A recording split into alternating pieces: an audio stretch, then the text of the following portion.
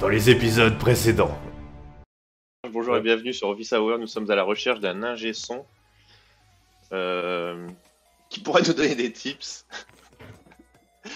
Parce que là, on doit changer le setup de son à chaque fois. Bref. Donc, qu'est-ce que c'est, Alfred? C'est un outil pour automatiser plein de trucs. Et regarde, grâce à ça, quand j'appuie sur Live, j'ai fait un workflow. Hop, c'est qu'est-ce que ça a fait? Ça lance Notion, OBS, Pretzel pour le son, SW Audio pour capturer le son et l'envoyer dans OBS, le Sound pour checker bien les outputs sources et Discord pour récupérer le son. Voilà. Bonjour et bienvenue sur Office Hour. Cet épisode est sponsorisé par David Leliette, développeur React Native dans les Hauts-de-France. Et nous sommes accompagnés de Mathis. Mathis, est-ce que tu peux te présenter succinctement ?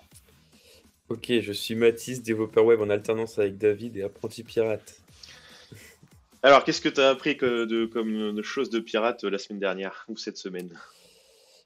Cette semaine, j'ai appris à utiliser Gatsby, même si j'avais déjà fait un peu de Gatsby. Ah, est-ce que tu peux raconte ton expérience avec Gatsby dès le début. Premier jour, j'arrive, projet déjà fait, Gatsby. Je suis arrivé, j'ai fait Yarn, je cherche un peu, et là j'ai commencé à faire du NPM, du Yarn, des commandes de fixe. J'ai tout cassé. Heureusement qu'il y a GitHub. Heureusement qu'il y a GitHub, ouais, carrément. D'ailleurs, vous pouvez voir dans l'épisode 2 GitHub. Ah, très bonne, très bien, très bien. Ça s'affichera, je sais pas où, quelque part sur le... Je ferai un petit insert là, quelque part. Ouais, j'avoue. Bon, bienvenue à l'épisode, bienvenue aux gens du chat. N'hésitez pas à nous dire dans les commentaires où vous êtes basés. Lille, Baudingue, représente. Épisode de jour, ça va être Gatsby. L'épisode du jour, c'est les statiques, les sites internet statiques à l'ère du headless CMS. Donc du gestionnaire de contenu sans tête. Ça ne veut rien dire. Ce sont des sites statiques qui sont générés de façon dynamique. Donc ce qu'on va voir aujourd'hui, c'est qu'est-ce que c'est le Jamstack, qu'est-ce que c'est un headless CMS, qu'est-ce que c'est GraphQL. Et à la fin, vous allez devenir un full stack plombier certifié. Donc tout ça a commencé avec un site internet. Et en fait, on va. Est-ce que Mathis t'a connu ce truc-là? Attends, j'ai dû. Oula. Non. Et attends, je crois que. Ah putain, ouais. Je sais pas si ça va mettre le son. Normalement, ça va peut-être mettre le son. Bah, tu l'entends là? Je sais pas, je vais mettre le live. Ouais, il y a le son. Ouais, le truc connu là. Alors, pour se connecter à internet, ça prenait 30 secondes et t'entendais ce bruit-là horrible. Et en fait, t'avais un CD. Tu mettais un CD dans ta tour, t'installais AOL et hop, t'avais 50 heures d'internet. Du coup, et moi, je crois que l'un des premiers sites web sur lesquels je suis allé, c'est Pokémon.com. Je pense que j'étais en 3ème, je sais plus, pour savoir les Pokémon, tout ça, et ça ressemblait à peu près à ça. J'ai retrouvé le site sur webarchive.org, la première version du site Pokémon. Donc on voit que c'était optimisé pour une résolution 800 x 600, je crois, sur un gros écran cathodique. Ok. Et donc généralement dans ces années-là, plus ce qui en a découlé après, la stack, c'était LAMP, donc Linux, Apache, MySQL et PHP, qui est encore très utilisé. Mais nous, on connaît des pirates et qu'on fait des technologies hype, on n'utilise plus trop ça. Parce que qu'est-ce que c'est que développer un site web au XXIe siècle, Mathis? Bon bref, ça ressemble à ça en fait. Au back-end, on a de l'Elixir, du Scala, du Go, de la Scale, du Java, du .NET. Donc soit du Python, du Ruby. Moi je sais faire du Ruby, du Node. Voilà. Une fois que tu as ça après, il faut que tu... Tiens, je vais l'ouvrir dans un nouveau tab. Parce qu'en fait on voit pas trop. Ah voilà. Donc back-end, oui, c'est ce que c'est clair. Tu as front-end et back-end. Donc en back-end, tu sélectionnes un langage back-end. Donc on va dire qu'on prend PHP ou Ruby. Non, Ruby ou JavaScript. Ensuite, après, tu as tous les standards, tu as tous les trucs de test. Pour Node, tu as Mocha, Sidon, Mockery, tout ce bordel. Après, tu as les bases de données. Donc, soit tu prends du MySQL, du MariaDB, du Postgres, soit tu fais d'autres choses. Et après, tu as aussi un framework à prendre. Tu peux prendre, si tu fais du PHP, tu prends du Laravel ou du Symfony. Pour Node, tu prends Express. Après, tu as MongoDB ou CouchDB ou Cassandra, ça dépend ce que tu fais. Après, tu as Memcache et Redis pour le cache. Après, tu as tout ce qui est autorisation et gestionnaire d'identité. Donc, tu as OAuth, JWT, OpenID. RabbitMQ pour faire des queues, voilà. Après, c'est ça là. Donc là, sur les web servers, soit tu tournes sur du Apache ou du Nginx. Et ça, c'est que le backend. T'as même pas encore commencé. Ensuite, qu'est-ce qu'on a? On a le front-end. Ouais. Et donc, qu'est-ce qu'on a en front-end? On a HTML, CSS, JavaScript. Donc, forcément, tu as du SEO, accessibilité. Donc, du CSS. Tu as NPM ou Yarn. Hein, et donc, nous, on utilise Yarn comme gestionnaire de paquets. Après, tu as des préprocesseurs. Moi, avant, j'utilisais du SAS, mais j'en fais plus trop. Tu as aussi le framework CSS. Et tiens, Tailwind, il est même pas dans la liste. Après, tu as comment t'architecture ton CSS. Après, tu as tout ce qui est build tool, les linters, ESLint, Prettier, tout le bordel. Après, tu as comment tu bundles tes assets avec Webpack, Parcel, Rollup. Tu dois choisir un framework. Si tu prends du React ou de l'Angular. Après, si tu prends du React, tu dois gérer ton state. Après, comment tu dois tester ton application. Voilà, est-ce que tu fais une progress web app? Qu'est-ce que tu fais pour type-checker? Est-ce que tu prends du TypeScript? Après, tu as tout ce qui est server-side rendering. Dans Excel, je prends du Next ou du... Ah, Gatsby.js, il est là-dedans, tu vois. C'est le générateur de statique, il est là. Voilà. Et après, il y a tout ce qui est DevOps. Du coup, c'est pareil, il y a plein de choses hyper compliquées que moi, je serais incapable de t'expliquer. Tu vois, ça, nous, c'est pour ça que nous, on utilise des outils qu'on va voir dans ce talk. Du coup, pour commencer un projet, c'est un peu compliqué parce qu'il y a 1 milliard de trucs à connecter ensemble pour juste afficher un hello sur un site web. Et donc c'est compliqué parce que ça ressemble à un vrai puzzle, quoi. C'est salut, voilà un puzzle, il y a 10 000 pièces, assemble-les ensemble. Gérer la donnée aussi, c'est compliqué parce que avant c'était un monolithe, on avait tout dans MySQL et c'était simple.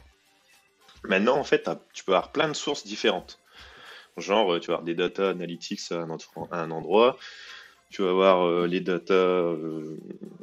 Si on prend ce site-là, par exemple, à féminin, tu as des datas qui viennent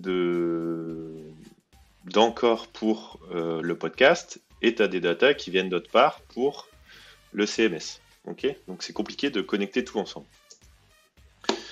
Et c'est hyper dur aussi d'être un T-shape developer. Est-ce que tu sais c'est quoi un T-shape developer, Mathis? Du tout. C'est que tu sais, c'est un peu full stack, quoi. Tu sais faire plein de trucs. Ah, ok. Enfin non, en fait, full stack, c'est plus une brique développeur. Alors que moi, je suis plus un T-shape, tu vois. J'ai plein de connaissances partout, mais je sais rien faire. Par contre, tout ce qui est front-end, je suis, et plus particulièrement React et React Native, c'est baniche et j'essaye d'être le meilleur là-dedans, tu vois. Tout le reste, je sais pas comment ça marche. C'est pas que ça m'intéresse pas, c'est que j'ai pas le temps. Et j'ai pas que ça va foutre, tu vois. Je préfère être bon quelque part et nul dans les autres, plutôt que d'être moyen partout. Parce qu'après, c'est comme ça que moi je travaille. Mais tu sais, il faut plusieurs personnes, dans une team, il faut plusieurs profils différents, tu vois. Voilà, et connecte tous les aspects du build, c'est hyper compliqué. Et donc, avant de coder, tu dois déjà savoir Webpack, c'est quoi Babel, c'est quoi Style Component, c'est quoi Node, c'est quoi Kubernetes, Nginx, les CDN, tout le merdier. Et c'est pour ça que la Jamstack et Gatsby, ils offrent un raccourci aux développeurs pour itérer rapidement et faire leur site internet. Et donc, il y a 3 trucs à savoir. Donc là, la Jam, J-A-M Stack, c'est JavaScript, API et Markup. Donc JavaScript, ça va être notre langage de programmation. L'API, c'est on va faire appel à des API. Et Markup, c'est qu'en fait, quand on build notre site web, on déploie juste des fichiers HTML et JavaScript compilés. Du coup, c'est hyper rapide pour l'utilisateur. Et là, vous vous dites ah oui, mais c'est bizarre de compiler un site web. En fait, moi, quand j'ai commencé à faire de l'informatique et que c'était horrible, j'ai utilisé un truc qui s'appelle DevC++. T'as utilisé ce truc? Non. Ah, bon, c'est pour faire du C++ sous Windows, mais c'est horrible. L'expérience est Et pas dingue. On avait code block. Hein. Code block, ok, ouais, ça doit être pareil. Mais en fait, ton programme, tu le compiles en fait. Et du coup, Gatsby, c'est pareil. Ton site, tu le compiles et à la fin, ça te génère un site web optimisé. Du coup, et Jason, notre ami Jason, si vous ne le suivez pas, Jason Langstroth, je sais plus s'il bosse chez Gatsby, je crois qu'il bosse chez Netlify maintenant, je sais plus. Mais il a dit un truc hyper intéressant, c'est que les statiques sites, ils se rebuild à chaque changement. Donc en fait, c'est un peu ennuyeux parce que à chaque fois qu'on change un truc, on doit rebuild pendant 20 minutes notre site. Mais par contre, c'est beaucoup moins qu'un serveur, un WordPress en fait qui est hyper lent, qui rebuild à chaque request. À chaque request, en fait, quand les utilisateurs ils vont sur ton site WordPress, ils rebuild tout le site, ils font appel à MySQL, tout ça. Et du coup, c'est lent pour eux. Là, en fait, avec Gatsby, ce qu'on va faire, c'est qu'on va compiler le site une fois, ça va être un peu long, mais après, ce sera hyper rapide pour tous les utilisateurs. Et donc, les avantages de la Jamstack, c'est qu'on a une meilleure performance parce que c'est hosté sur un CDN qui est répliqué à travers le monde. On a une meilleure sécurité avec l'Extend Crypt. C'est facilement scalable de façon horizontale. L'autre avantage, c'est que tout est historisé avec Git. On peut automatiquement build avec des webhooks. Donc dès qu'on fait un git push, boom, ça déploie. Et la validation du cache, elle est instantanée dès que le build est done. Parce qu'en fait, ça génère une nouvelle version de ton site et ça remplace, ça destroy l'ancienne. Donc il n'y a pas de problème de cache. Enfin, il y a moins de problèmes de cache. Du coup, on va passer à... Donc, moi, j'utilise un truc qui s'appelle Contentful. Donc, qu'est-ce que c'est Contentful? C'est un API First Content Management Platform to create, manage and publish content to any digital channel. Et donc, c'est une API. Il y a plusieurs API avec Contentful. Il y a la Deliver API pour récupérer des data de Contentful. Il y a la Content Management API pour update des data. Il y a la preview pour voir les articles en preview. Il y a l'image API pour récupérer et ou transformer des images. Et il y a ton copain GraphQL pour publier ou dépublier du contenu. Voilà. Ça, tu pourras rajouter. C'est GraphQL Honeypot. Et franchement, il faut que tu regardes ça pour que tu comprennes pourquoi ils ont créé ce truc-là et de où ça vient et où ça va.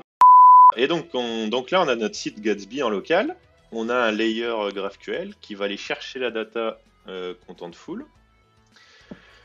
Et quand on veut faire un build, il y a Contentful qui dit à Netlify et Heroku ou Gatsby Cloud ou Vercel, qui dit hey, salut, j'ai du nouveau contenu, rebuild-moi le site. Et c'est comme ça que ça marche. Et le site, il est hosté sur Netlify. Enfin, dans notre cas, ça va être Netlify aujourd'hui. Donc ce que vous devez penser, c'est pas penser en termes de page, c'est comme du React, vous devez penser en termes de composants. Contentful, ça fonctionne comme ça, et c'est rangé dans la catégorie des GraphQL Headless CMS. Donc c'est un CMS où il n'y a pas de front-end. Contentful, c'est vraiment que les datas de votre site. Du coup, comment ça marche? Vous allez sur contentful.com, vous faites Getting Started, vous avez un truc qui s'appelle des Spaces. Vous créez votre nouveau space et après vous allez faire votre content model. Donc vous allez ajouter un content model. Et il y a plusieurs choses dans votre content model que vous pouvez avoir. C'est soit du texte, soit c'est du rich text, soit c'est référence pour les SEO, soit c'est un slug. Et après, ce qui est bien, c'est qu'il y a des validations. Vu que GraphQL, c'est un query typed language, ouais. Et donc vu que c'est typé, Contentful de base, il met des validations pour qu'il vérifie le type. Exemple. Donc là, je vais faire un nouveau texte. Donc je vais choisir texte. Je vais l'appeler URL avec 3 L parce que j'ai déjà un URL. Donc je vais faire create. Donc je vais mettre des validations. Je peux mettre des validations et appearance. Je peux en mettre aussi. Je vais dire que c'est un slug parce que ça va être l'URL de notre site, enfin de notre page. Et voilà, c'est comme ça que ça fonctionne. Ok. Donc ensuite. Donc là, pour ça c'était le content model pour notre super site inspiration. Donc on voit que j'ai ajouté titre, auteur, Twitter name et slug. Et là, j'ai mis que des textes. Et voilà, donc si on reprend notre screenshot de tout à l'heure, là, j'ai bien...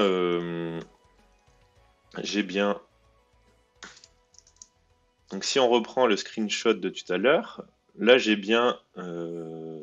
ça va être quoi? Ça va être le slug, qui va être utilisé pour l'adresse, et ici pour le partage sur Twitter. Là, j'ai un autre contenu. Là, ça va être l'auteur, pardon, et ça va être la citation. Et voilà, et quand on a plein de citations, ça ressemble à peu près à ça. Et je peux gérer le statut si je les publie, si je les mets en draft, si je les archive ou pas. Donc quand je fais ajout, donc là je vais ajouter une nouvelle citation. Et ça ressemble à peu près à ça, c'est exactement pareil que WordPress. Voilà, pour les utilisateurs finaux, ils ont vraiment une interface qui ressemble pareil. Sauf que là, en fait, ils peuvent pas faire n'importe quoi avec le site parce que ça va vraiment être des éléments qu'on va appeler dans le front-end. Et comment on fait pour récupérer la data pour afficher cette super citation? Donc, ah oui, ça c'est comment on récupère les clés. Voilà, donc ici on récupère pour récupérer pour récupérer des datas depuis GraphQL, on va faire un import GraphQL from Gatsby et là on va faire notre query et on va vraiment définir notre query de cette façon. Donc là on va faire all contentful quote edge. Edge c'est le point d'entrée, c'est le lien entre les nœuds et le nœud c'est vraiment la data qu'on veut. Et donc là on veut l'ID, l'auteur, le titre et le slug. Et par contre, si vous voulez fetch the data like boss sur contentful, au lieu de mettre edges et node, vous pouvez mettre node direct et comme ça vous évite une extra step. Mais ça c'est que sur contentful, c'est pas partout. Du coup, exemple. Alors du coup, quand je lance mon site en local, j'ai accès à localhost et j'ai aussi accès à GraphQL. Et du coup ici, donc là il y avait déjà ça, et normalement ça lance ça. Et donc ici, je veux récupérer. Qu'est-ce qu'on récupère? Là, je fais commande ça. Là, je fais faire contrôle espace. Et donc, je vais récupérer all contentful cote. Ok. Node. Tu vois, j'ai soit edges, soit node. Du coup, je vais faire node direct, moi. Hop. Et dans node, qu'est-ce qu'on veut? On veut Twitter name. Voilà. Donc là, je fais un petit Prettify, hein, comme ça, c'est beau. Là, je fais play. Voilà, j'ai récupéré la liste des Twitter names. Et après, je vais cliquer où, Mathis? Sur Code Exporter, et ça fait de la magie. Et là, en fait, je récupère directement soit si je fais une page query ou le query hook. Donc, si je veux faire une nouvelle page avec qui s'appelle Rio, par exemple, Twitter, all Twitter, bah voilà, c'est comme ça qu'il faut faire. Je copie, en plus, je clique là, pouf, ça me l'a copié direct là-dedans et je vais pouvoir la retrouver après. Ok. Et donc, du coup, après, comment je fais pour render les datas? C'est simple, je fais un data.map et je render tous mes items avec cote item.title, node.title ou node.author, indépendamment avec ce que vous voulez. Du coup, et pour faire le lien, je fais un bloc link, je vais le faire tout, slug, et voilà, comme ça va permettre de faire le routing. Et un autre truc que vous pouvez aussi utiliser de contentful, c'est les rich text. Donc vous pouvez utiliser ce paquet là pour faire Rich Text Renderer React pour vous permettre de mettre du bold, de l'italique, de l'image, tout ça. Et là vous vous demandez, ouais, ok c'est cool, mais comment je fais pour créer, mettons, là on a 250 citations, comment je fais pour créer 250 pages directement, de façon dynamique? Vous allez sur Google, vous tapez Gatsby Create Page, vous prenez premier lien, et la documentation c'est que vous devez retourner une promise, l'envoyer dans un template. Donc là dans SRC Pages on a un template single qui va display render les data. Après vous faites votre GraphQL query. Donc là on a fait all contentful, node, id, author, tac tac tac. Et après on fait créer toutes les pages. Donc on va prendre tous les résultats. Et pour chaque résultat, for each, voilà, on va créer une page avec un pass. Ce composant, ce sera le code template qu'on a défini avant. Et le contexte, c'est les datas qu'on va lui envoyer à notre composant code template. Donc c'est Friday. Et vendredi, vous devez déployer. Forcément, ils vont vous demander de déployer à 5 heures. Vous dites, ah ouais, ok, pas de problème. Vous utilisez Netlify ou Gatsby Cloud ou Vercel. Il y a plein de solutions différentes. Mais Netlify, c'est franchement cool. Qu'est-ce que c'est? C'est vraiment pour hoster des sites statiques. Donc tout ce qui est JavaScript, tout ce qui est des sites en JavaScript. Ça va pas marcher si vous voulez hoster un site en WordPress par exemple. Là en fait vous connectez votre truc GitHub et après vous faites un step de build, donc il y a un yarn build et en fait ça va automatiquement publier votre site web. Moi je l'ai mis sur inspiration.davidel.fr et en plus il y a un certificat HTTPS gratuit. Ce qui est bien c'est qu'il y a plein de fonctionnalités, de CI, de CD, de formulaires. Donc en fait si vous faites un form statique en HTML, Netlify il peut récupérer les datas. On peut faire du split testing, donc en fait on peut faire de l'A/B testing, avoir plusieurs versions de son site en même temps en live, et on peut faire des lambda functions. Donc en fait si vous avez une base de données par exemple hostée autre part, avec Netlify lambda vous pouvez juste faire une lambda function qui va mettre un truc en favori, un article favori par exemple, ou d'autres sources de données. Donc vous dites ouais ok c'est quoi la suite? Et ben la suite c'est qu'on peut print, j'aimerais bien ajouter un bouton là, imprimer cette image et envoie-la moi au bureau. Vu que c'est juste une API, on doit simplement ajouter une API en fait. Donc ce qu'on peut prendre, on peut prendre Cloudinary pour des images, on peut prendre Printly pour du printing on demand, ou alors on peut prendre Figma pour designer les images. Et ça, c'est le pouvoir de la Jamstack. Vu que vous faites appel à plein d'API, si vous voulez ajouter, je sais pas, n'importe quoi, et ben vous faites appel à une API qui fait ce job. Donc si vous voulez, il y a Free API là-dedans, là. Hop. Voilà, là il y a plein d'API différentes. Je vais le mettre sur les notes de l'émission. Hop. Je sais pas, games. Voilà, games et comics. Si tu veux faire un... pas un truc Clash Royale. Voilà, si vous voulez les datas de Clash Royale, c'est bon. Il y a moyen, il y a une API, ou Dota 2, ou Poké API, ou Riot Games. Je sais pas, enfin bref, il y a plein de trucs. Voilà. Et du coup, vous vous dites, ah ouais, mais pourquoi Figma? Est-ce que tu as une idée, Baptiste, pourquoi j'ai parlé de Figma aussi?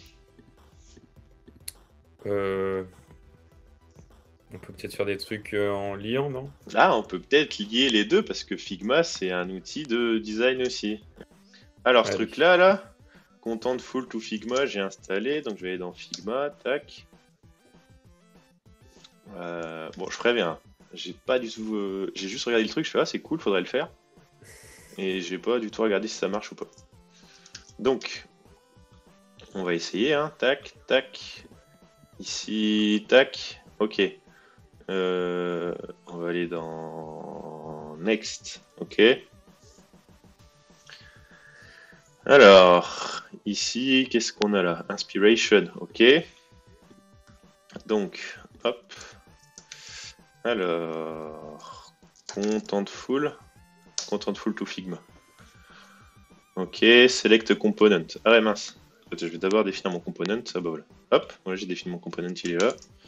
Et en fait, le truc, c'est que là, j'ai title. Ouais, voilà, title. Introduction.